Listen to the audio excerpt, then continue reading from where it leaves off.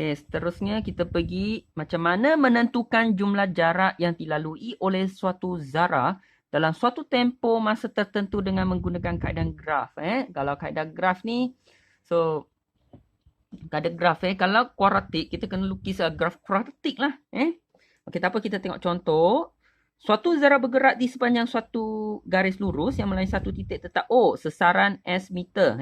Zarah itu dari O pada masa T saat selepas melalui O diberi oleh S sama dengan T kuasa 2 tolak 2T.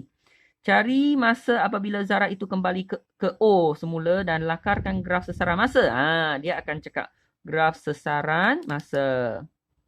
Okey, graf sesaran masa.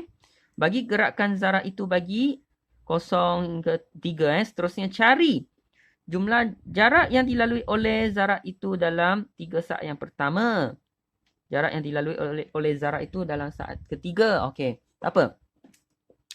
Sebenarnya nak selesaikan masalah ini macam quadratic function. Kita kena lukis quadratic function. Okey, so kalau nak plot, okey. Yang pertama kita kena dapatkan, saya tulis langkah okey, ialah pintasan X dan pintasan Y. Okey, kalau nak plot lah Yang kedua, kamu kena buat apa? Kamu kena cari titik pusingan.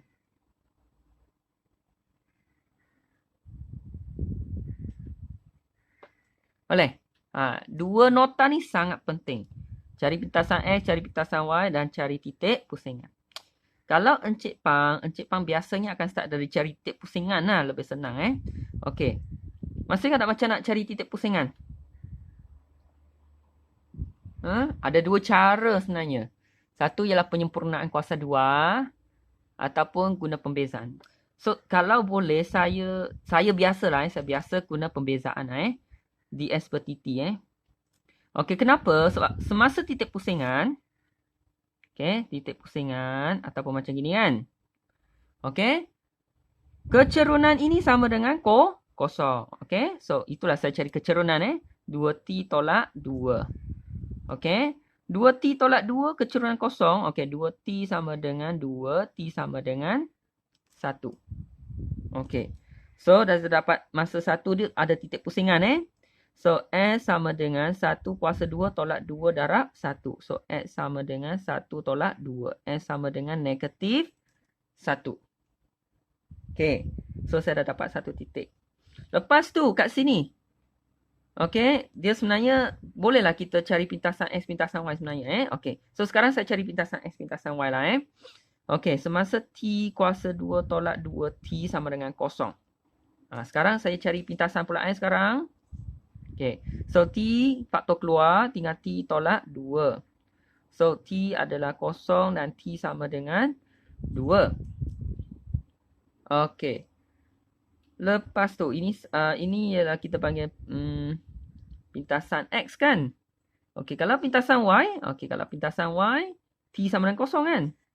T sama dengan 0, S sama dengan 0 juga So memang dia akan melalui 0 Okey, tapi saya kena memenuhi domain ini. Lebih baik saya buat jadual. Supaya saya senang sikit saya nak plot graf.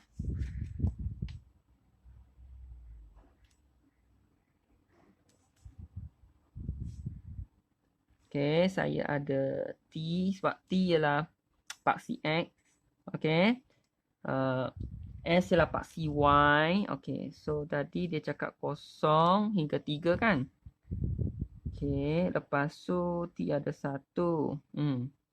Lepas tu T ada 2. Okey, lepas tu T ada 3.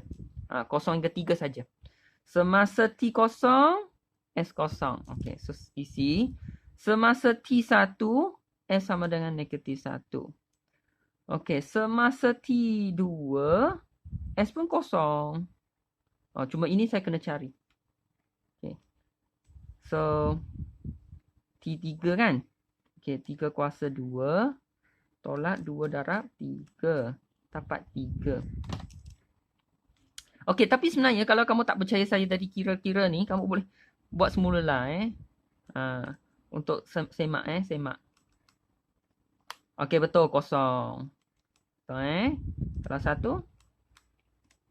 Betul, negatif 1. Kalau 2. Betul, kosong. Okey, 3.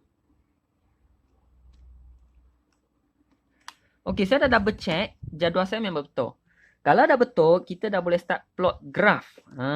Itu yang sangat penting Kita sangat penting ni sebab topik ini bergantung kepada graf ni. Okey, dia akan melalui kosong. Lepas tu, kita mau tengok. Dia ini ialah minimum. T kuasa 2, T depan tu positif kan? So, minimum. So, bentuk dia macam gini. Dia melalui kosong. So, bentuk dia macam gini. Titik pusingan tadi saya dah dapat kan. 1 negatif 1 kan. Ini titik pusingan. Okey, so kat sini ialah negatif 1. Kat sini ialah 1. Okey. Lepas tu ada, ni T ni T, ni S. Lepas tu ada 2 pintasan X kan. Ni kosong dengan 2. Okey, semasa dia 3. Sini pun 3. Okey, graf saya dah siap. Dan lengkung ini ialah S sama dengan T kuasa 2 tolak 2T. Okey, saya dah siap lukis. Dah siap lukis, baru nak start jawab A ni. Macam mana nak jawab A? Jumlah jarak yang dilalui oleh zarah itu dalam 3 saat pertama. Okey, so 3 saat pertama 0 hingga 3 lah kan? Okey. Kita tengok jarak sini berapa? Ni jarak bukan sasaran jarak. Okey, jarak sini 1. Okey. Lepas tu dia patah balik kan? Jarak sini berapa? 3 kan? Okey. So, dia dari sini pergi sini 1. Jangan lupa dia dari sini patah balik sini pun 1 juga. Lepas tu sini sampai sini lah 3. So, sini lah 4 tau. Sini lah 4. Ataupun saya slow sikit. Okey. Kita tulis jumlah jarak Jumlah jarak dulu. Okey, yang dilalui dalam 3 saat pertama.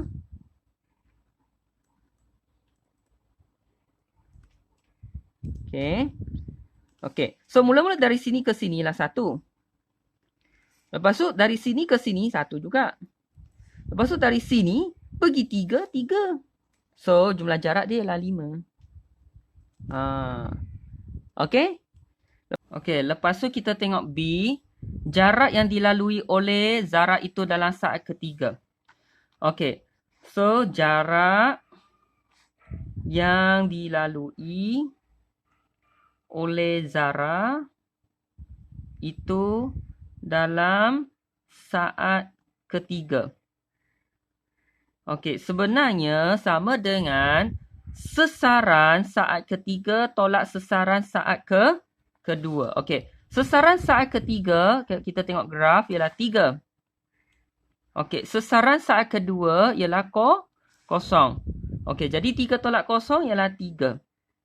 Okey, so senang cerita, jarak yang dilalui oleh zarah itu dalam saat ke-n ialah sesaran saat ke-n tolak sesaran saat yang sebelumnya. Okey? Sn tolak 1 lah. So, kalau dia nak saat ke-4, so ke-4 tolak ke-3. So, jelas jarak yang dilalui oleh zarah itu dalam saat ke-n.